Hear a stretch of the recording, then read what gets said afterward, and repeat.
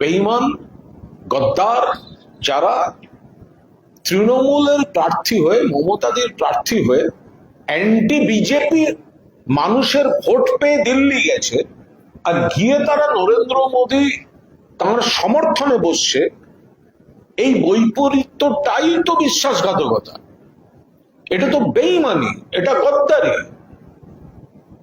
এই যে সাংসদরা যারা দিল্লিতে আজকে কোনো বৈঠকে বসেছেন, বিজেপি নেতাদের সঙ্গে বৈঠকে বসেছেন, তারা তো মমতা বন্দ্যোপাধ্যায়ের দলের সাংসদ হিসেবে জিতেছেন। 2024 সালে 5 বছরের জন্য নির্বাচিত, 29 অব্দি। কোন দলের প্রার্থী? তৃণমূল কংগ্রেস। নমিনেশন কে দিয়েছেন? মমতা বন্দ্যোপাধ্যায়। প্রতীক কি? ঘাসের উপর জোড়া ফুল। ভোট কারা দিয়েছেন? বিজেপি বিরোধী ভোটাররা, যারা মমতা বন্দ্যোপাধ্যায়কে সমর্থন করেন। আপনারা জিতলেন, আর আজকে বিজেপির হাত শক্ত করতে যাচ্ছেন। এটা বিজেপি তাদের স্বার্থে, তাদের অঙ্কে কিছু বিশ্বাসঘাতককে একাধিক অঙ্কে তারা কাজে লাগাচ্ছে। এই বিশ্বাসঘাতকরা কলঙ্কিত। এরা প্রধানমন্ত্রীর পাশে বসতে পারে, স্বরাষ্ট্রমন্ত্রীর পাশে বসতে পারে, কিন্তু মানুষের হৃদয়ে কোনোদিন বসতে পারবে না। তৃণমূল কংগ্রেসের কর্মীদের হৃদয়ে কোনোদিন বসতে পারবে না। এরা যে ব্যক্তিগত ধান্দায়, ব্যক্তিগত অঙ্কে, ব্যক্তিগত স্বার্থে বিজেপি বিরোধী ভোট নিয়ে পার্লামেন্টে গিয়ে এখন বিজেপির দালালি করতে, বিজেপিতেই বকলমে নাম লেখাচ্ছে, বকলমে, তো সেটা মানুষের কাছে পরিষ্কার।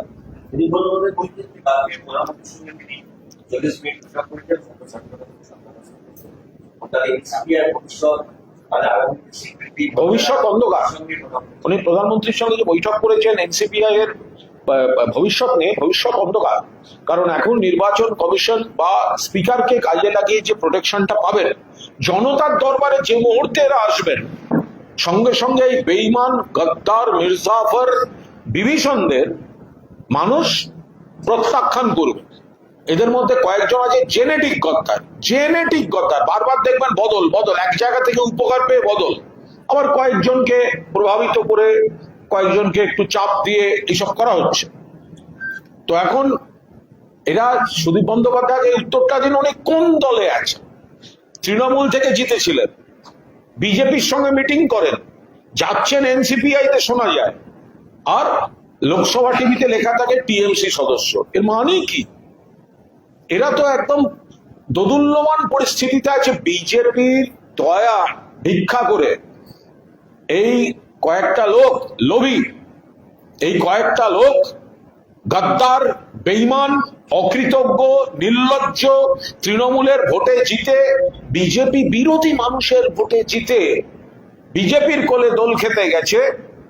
এরা নিজেদের অস্তিত্বের সংকট, এরা অস্তিত্ব বাঁচাতে কখনো নরেন্দ্র মোদী, কখনো এনডিএ, কখনো অমিত শাহ, কখনো নবান্ন, শুভেন্দু অধিকারী, বিজেপি নেতাদের চারপাশে ঘুরঘুর ঘুরঘুর করছে। মমতা বন্দ্যোপাধ্যায় যদি মুখ্যমন্ত্রী হতেন, এই লোকগুলো, এই বিচিত্র পরচুলার, নির্লজ্জ এবং বাকিরা, এরাই তো মমতাদির পাশে ঘুরতেন।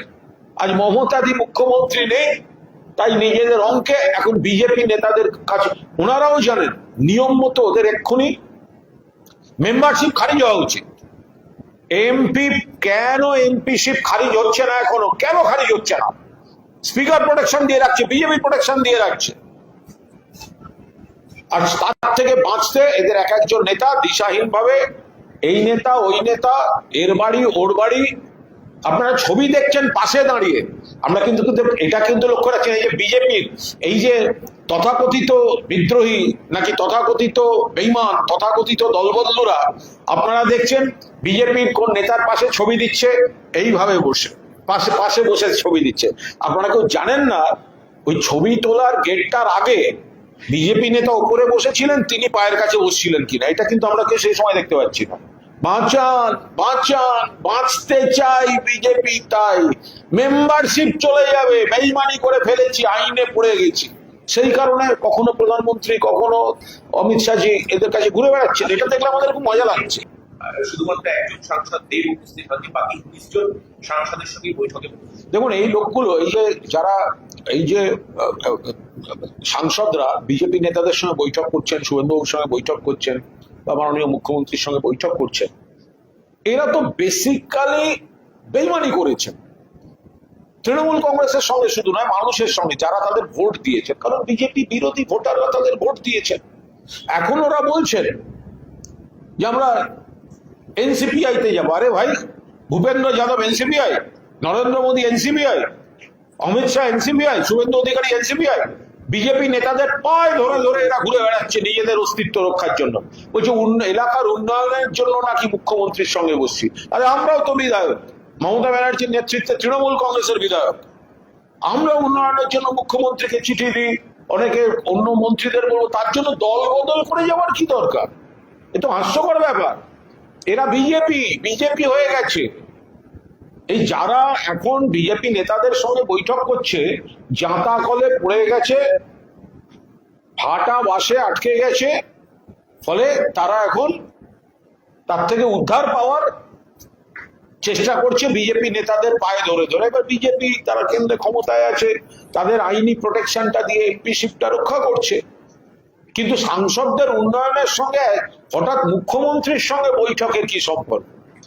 মুখ্যমন্ত্রী তার দলীয় রাজনীতিটা তিনি করে নিচ্ছেন, কিন্তু যারা বৈঠক করছেন তারা দলবদলু, বেঈমান, তৃণমূলের জিতে বিজেপির সঙ্গে বৈঠক করে এনসিপিআই তে গিয়ে আবার লোকসভা টিভিতে তারাই নাকি টিএমসি। এটা মানুষের দরবারে গৃহীত হবে না। আর উন্নয়নের জন্য মিটিং করছি, এসব গপ্প আপনারা অন্য জায়গায় দেবেন।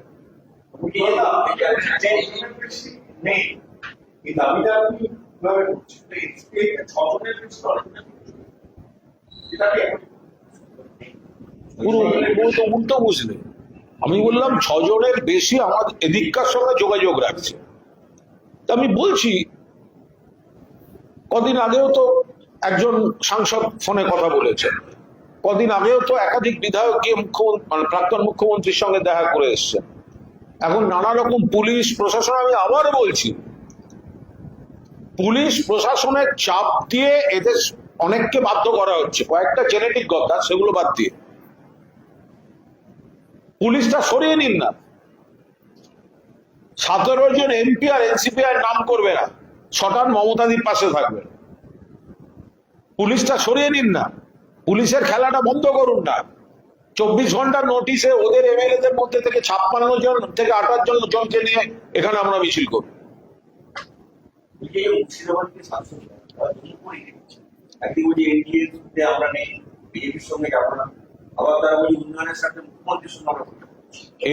এরা চূড়ান্ত বিভ্রান্তিকর জায়গায় পড়েছেন, একটা জাঁতা কলে পড়ে তারা এখন মুখ রক্ষার জন্য বিভ্রান্তি ছড়িয়ে বেড়াচ্ছে। তার এলাকার মানুষরা জানে এরা বিজেপির হাত শক্তিশালী করছেন।